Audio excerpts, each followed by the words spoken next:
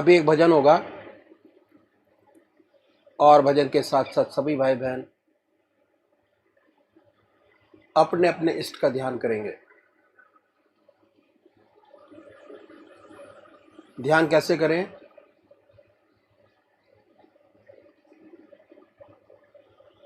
अखिल भारतीय संत मत सत्संग की तरीकत मैं आपके सामने रखता हूं।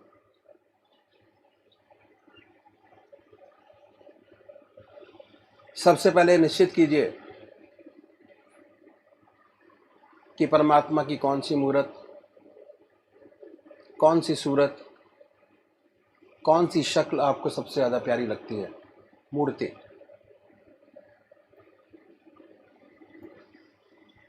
किसी से पूछने की ज़रूरत नहीं, अपनी आत्मा से प्रश्न कीजिए कि भगवान का वो स्वरूप जो आपको सबसे ज़्यादा प्यारा लगता है उसको चुनें।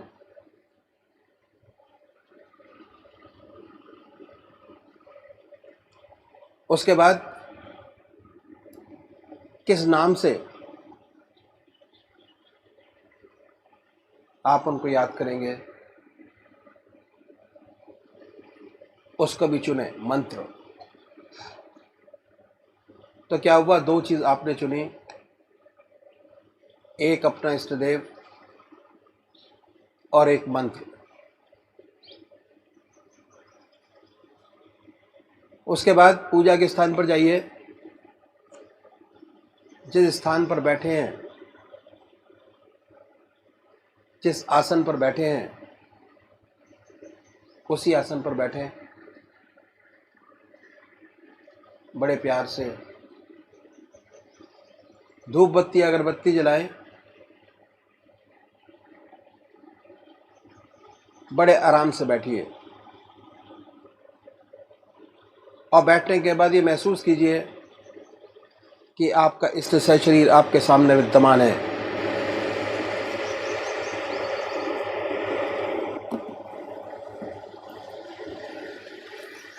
सशरीर भावना से अपने इष्ट को अपने सामने बनाए। बड़ी बड़ी आंखें हैं, गोल चेहरा है, जटाएं हैं, सर्पों की माला है। ख्याल से बाय थॉट उसमें इतने लीन हो जाए कि जब तक आप ध्यान करते हैं तब तक और कोई विचार और ख्याल ना आए। पर आएगा, उन विचारों को हटाएं, फिर अपने इष्ट देव की मूर्त अपने सामने बनाएं, फिर हटाइए, अपने इष्ट देव की मूर्त अपने सामने बनाएं। जो मंत्र आपका है उसको उच्चारित होते सुनिए कि हमारे हृदय से हमारे इष्ट का नाम निकल रहा है और हम सुन रहे हैं। और जब तक ऐसा ना हो, बड़े प्यार से अपने इष्ट का नाम विद फुल फोर्स जिह्वा से ले सकते हैं। इतना फोर्स उस नाम में होना चाहिए कि ना कोई दूसरा विचार रहे ना ख्याल, उसमें तल्लीन हो जाए, उसी की याद हो, उसी का ख्याल हो। समर्पित भाव से बड़े प्यार से अपने इष्ट के नाम को ले। आधा घंटा सुबह और आधा घंटा सायंकाल, ये दो समय निश्चित कीजिए और आधे घंटे में 20 से 25 मिनट ध्यान को दीजिए। दूसरे वो भाई हैं जो निराकार भगवान के उपासक हैं, ओम अल्लाह वाहिगुरु क्राइस्ट गॉड, वो क्या करें, वो कैसे ध्यान करें। बड़े आराम से बैठिए, बड़े प्यार से उसके बाद ये महसूस करें कि हमारे हर दिल की धड़कन पर जो नाम आपने चुना है वो निकल रहा है। हृदय ओम ओम कह रहा है और पूरे शरीर में वाइब्रेट करता है। उसके वाइब्रेशंस को महसूस कीजिए और आनंदित होइए। बड़े प्यार से इस काम को करना है। जब भी कोई सांसारिक बात आपके जहन में आए, दिमाग में आए, उन विचारों को हटाएं, फिर अपने इष्ट देव की याद में लगे, फिर हटाइए, अपने इष्ट देव की याद में लगिए। अगर आज ध्यान करते हुए आपके 100 विचार 1 मिनट के अंदर आते हैं तो निश्चित समझिए, अगर ये अभ्यास आप बराबर करते चले जाएंगे तो एक दिन ऐसा आएगा कि कोई विचार आपके आगे नहीं होगा। भगवान श्री कृष्ण ने साधक की दृष्टि से गीता में 4 बात बताई। पहली आहार की शुद्धि, दूसरी विहार की शुद्धि, तीसरा अभ्यास और चौथा वैराग। अभ्यास पर बहुत भारी जोर है और सारी जिंदगी हम एक चीज़ का अभ्यास करते चले जाते हैं और उसकी परफेक्टनेस पर देखते चले जाते हैं। बड़े प्यार से अगर इस तरीके से अभ्यास करेंगे, बड़ी सुंदर स्थिति होगी। जब भी आप अपने इष्ट देव के चरणों में विश्राम चाहेंगे, बड़े प्यार से विश्राम मिलेगा।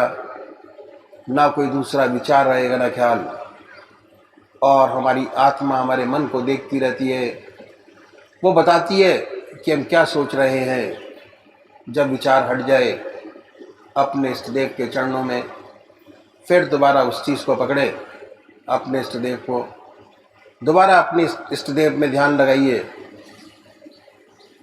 तो अभी एक भजन होगा और भजन के साथ साथ सभी भाई बहन अपने अपने इष्ट का ध्यान करेंगे।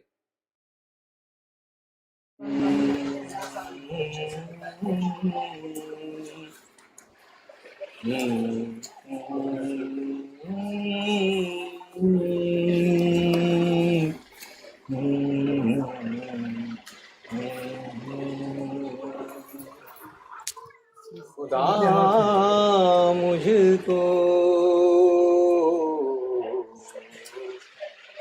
वो आईना दे, खुदा मुझको वो आईना दे, सिवा पीर के कुछ दिखाई न दे, खुदा मुझको वो आईना दे, खुदा मुझको वो आईना दे। नबी के सिवा कुछ दिखाई न दे, सिवा पीर के कुछ दिखाई न दे, खुदा मुझको वो आईना दे, खुदा मुझको वो आईना दे।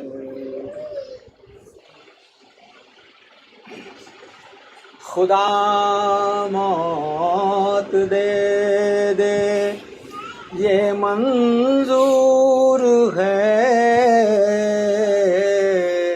खुदा मौत दे दे ये मंजूर है, ये मंजूर है, खुदा मौत दे दे ये मंजूर है, मंजूर है। मेरे पीर से पर जुदाई न दे, मेरे पीर से पर जुदाई न दे। खुदा मुझको वो आए ना दे, खुदा मुझको वो आए ना दे। सिवा पीर के कुछ दिखाई न दे, नबी के सिवा कुछ दिखाई न दे। खुदा मुझको वो आए ना दे, खुदा मुझको वो आए ना दे। मुझे ऐसी जन्नत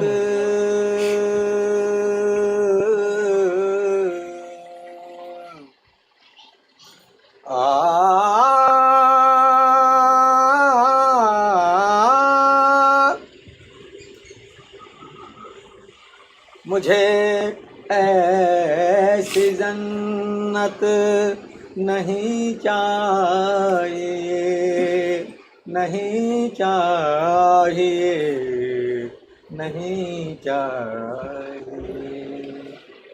मुझे ऐसी जन्नत नहीं चाहिए जहाँ से दरे पीर, जहाँ से दरे पीर दिखाई न दे। खुदा मुझको वो आए ना दे, खुदा मुझको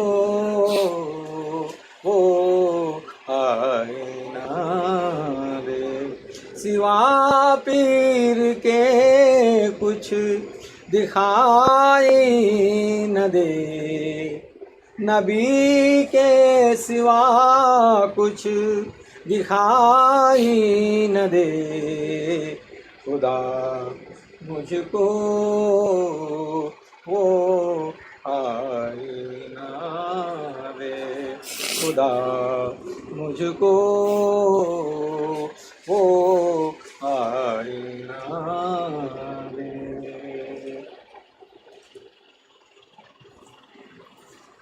हूँ बीमार इश्क,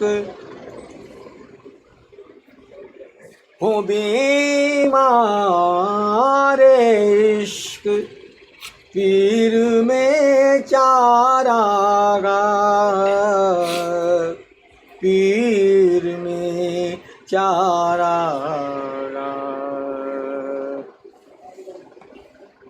हूँ बीमार इश्क, पीर में, पीर में, पीर में, पीर में चारागाह।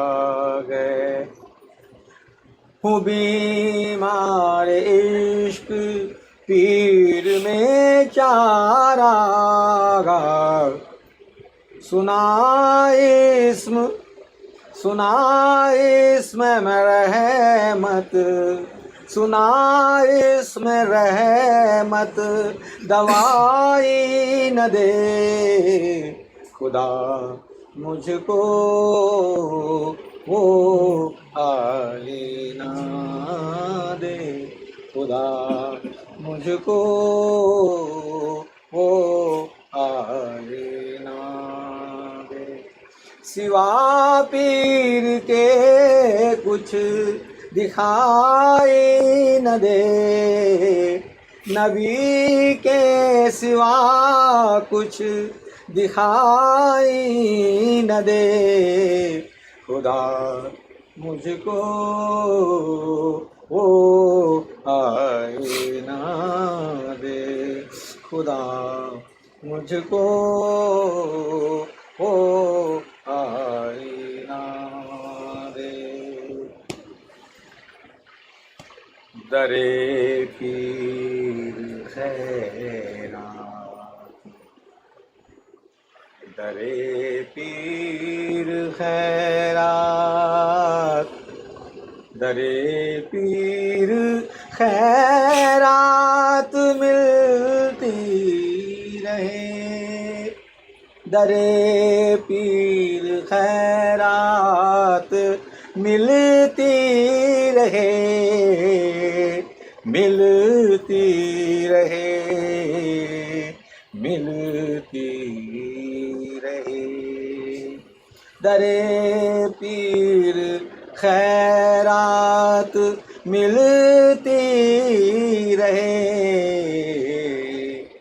खुदा दर बदर की गदाई न दे, खुदा दर बदर की गदाई न दे, खुदा मुझको वो आईना दे, खुदा मुझको वो आईना दे। सिवा पीर के कुछ दिखाई न दे, नबी के सिवा कुछ दिखाई न दे, खुदा मुझको वो आईना दे, खुदा मुझको वो आईना दे।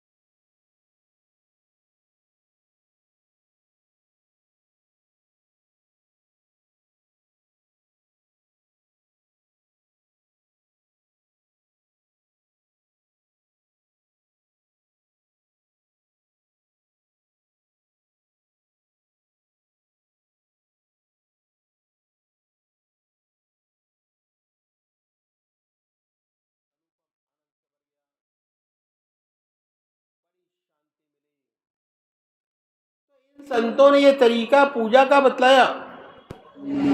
यदि हम ऐसे पूजा करेंगे हमें विशेष लाभ होगा, चित्त की एकाग्रता हमको प्राप्त होगी, धीरे धीरे सुषुप्ति की अवस्था हमको प्राप्त होगी और सुषुप्ति से सहज समाधि में प्रवेश करेंगे।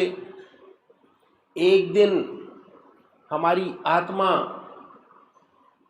परमात्मा का अनुभव होने लगेगा और एक दिन ऐसा आएगा कि हम उससे एकाकार हो जाएंगे, ज्योति से ज्योति मिल जाएगी। इन संतों ने इस बात का विशेष ध्यान रखा कि हमारे काम का समय न लिया जाए। पहली सीढ़ी का दूसरा सब स्टेप, हर मनुष्य भोजन करता है और भोजन करने में आधा घंटा दोपहर को और आधा घंटा रात्रि को लगाता है। ये समय है कि ऐसा है कि खाली है, दुनिया के व्यवहार का आप कोई काम नहीं कर रहे होते। उस समय पर भोजन के तरीके में तब्दीली लानी होगी। यदि आप वास्तविक आध्यात्मिक जिंदगी चाहते हैं, और वह तरीका क्या है कि जैसे ही भोजन आपके सामने आए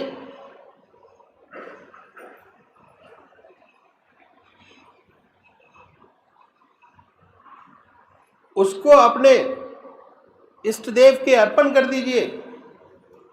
हमारा वास्तव में पुराना तरीका यही था जो हमने अपने आपके सामने रखूंगा। पश्चिम सभ्यता की हमारे ऊपर छाप पड़ी, हमारा स्टैंडर्ड 2.5 फुट ऊंचा हो गया। पहले जमीन पर बैठकर भोजन करते थे, अब मेज कुर्सी पर बैठकर भोजन करते हैं। इस बात में कोई अर्थ नहीं। विशेष अर्थ ये है कि जितने दुनिया के वार्तालाप हैं वो हम खाने की मेज पर बैठकर करते हैं, क्योंकि हमने अपने आप को वेस्टर्नाइज कर लिया। और इस तरीके में तब्दीली लानी होगी यदि आप आध्यात्मिक जिंदगी चाहते हैं। अब परिवर्तन क्या है? जब भोजन आपके सामने आ जाए, उस भोजन को अपने इष्ट को अर्पण कर दीजिए। हर ग्रास, हर कौर अपने इष्ट की याद में खाएं। ना कोई ग्रास बना परमात्मा की याद के पेट में जाए, ना कोई चीज बिना परमात्मा की याद के पिए। ये अभ्यास भोजन की एक विशेषता है। भोजन की एक विशेषता है। भोजन जिन विचारों में डूबकर किया जाता है, खून उन्हीं विचारों का रंगा हुआ बनता है। अगर आप भोजन परमात्मा की याद में डूबकर करेंगे, अपने इष्ट देव को याद करके करेंगे, तो उन्हीं के विचारों का रंग हुआ खून बनेगा। और जब खाली होंगे, ईश्वर की याद आ जाएगी स्वतः ही। भक्ति के लिए जब तक खून नहीं बदल जाता, भक्ति नहीं आती। भगवान श्री कृष्ण ने गीता में साधक की दृष्टि से 4 विशेष बात बतलाई। पहली आहार की शुद्धि, दूसरी विहार की शुद्धि, तीसरा अभ्यास, चौथा वैराग। तो ये है आहार की शुद्धि जो हमें करनी है। कितना सुंदर तरीका इन संतों ने बताया कि एक बार शुरू कीजिए, अपने आप ऑटोमेटिक जब भोजन का थाल आपके सामने आएगा, ऑटोमेटिक परमात्मा की याद आएगी। और जब तक भोजन करते होंगे तब तक परमात्मा की याद रहेगी। ये जो खून बनेगा वह परमात्मा की याद का बना हुआ बनेगा। अब क्या है, क्योंकि आप भोजन परमात्मा की याद में कर रहे हैं, अब पूजा में भी परमात्मा की याद करते हैं, तो ये आधा घंटा भोजन करने का समय दोपहर का और रात्रि का पूजा में बदल जाएगा। और तीसरी बात क्या है कि इन संतों ने बड़ा भारी जोर दिया स्वादेंद्रिय निग्रह पर। जब तक स्वाद पर कंट्रोल नहीं होता, आत्मा की सारी इंद्रियों पे कंट्रोल नहीं हो पाता। स्वाद पर कंट्रोल करने का बड़ा सुंदर सब तरीका इन संतों ने बताया। बहुत से महात्मा बहुत कष्ट उठाते हैं स्वाद पर कंट्रोल करने के लिए, बड़ी बड़ी तपस्या करते हैं स्वाद पर कंट्रोल करने के लिए।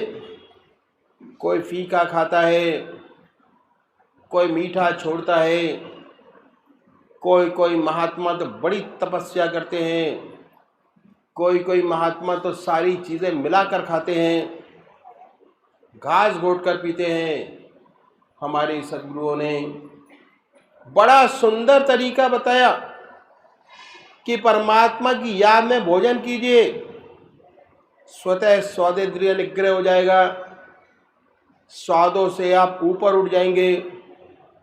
आपके अब 2 घंटे पूजा के हो गए, आधा घंटा सुबह पूजा का, आधा घंटा सायंकाल पूजा, आधा घंटा दोपहर भोजन, आधा घंटा रात्रि भोजन का।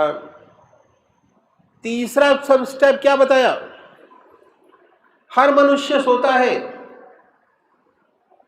और सोने में 8 घंटे सोते हैं, 6 से 8। संत महात्माओं ने बताया कि अगर सोने से पहले 20 मिनट परमात्मा को दे दे तो बहुत बड़ी बात हो जाएगी, बिहार की शुद्धि हो जाएगी। भगवान श्री कृष्ण ने भगवान की बिहार की शुद्धि पर बहुत भारी जोर दिया। कैसे होगी इसका तरीका इन संतों ने बड़ा आसान बताया, जिसे हर कोई साधक अपना सके। जब दुनिया के सारे काम आपके समाप्त हो जाएं, आप अपनी चारपाई पर बैठिए, बैठकर 2 काम कीजिए। आसन लगाने की जरूरत नहीं। पहला आत्मनिरीक्षण कैसे करें, अपनी आत्मा से पूछिए कि आज आपसे कोई अच्छा काम बना क्या, ऐसा काम जिससे दूसरी आत्मा को प्रसन्नता प्राप्त हुई हो। अगर ऐसा कोई काम आपसे बना है, उसे भगवान को अर्पण कर दीजिए कि हे प्रभु, आपकी दया कृपा से बना। इस सेवक में कहाँ शक्ति है, इससे कोई अच्छा काम बन सकता। इस अवसर को परमात्मा की तरफ से अवसर मान के प्रार्थना कीजिए कि आपने प्रदान किया और हो गया। इस अच्छाई को भगवान के अर्पण कर दीजिए, आपकी दया कृपा से हुआ। फिर सोचिए कि आप में कोई कमी तो नहीं है, कोई खराबी तो नहीं है। अपनी आत्मा से पूछिए। इसके लिए किसी गुरु के गाइडेंस की जरूरत नहीं। आपकी आत्मा सबसे बड़ा गाइड है। अगर आत्मा कहती है कि नहीं ये तो बड़ी अच्छी बात है, अगर कहती है कि हमारी जिंदगी में झूठ है, कपट है, हमारी जिंदगी में काम है, क्रोध है, लोभ है, मोह है, अहंकार है, अगर कोई ऐसी चीज नजर आती है तो इसके लिए प्रायश्चित करना बड़ा आवश्यक है। और हम भगवान के सामने प्रायश्चित करें। परमात्मा इन कमियों से मुक्ति करे। प्रार्थना में बहुत बड़ा बल है, बहुत बड़ी चीज है।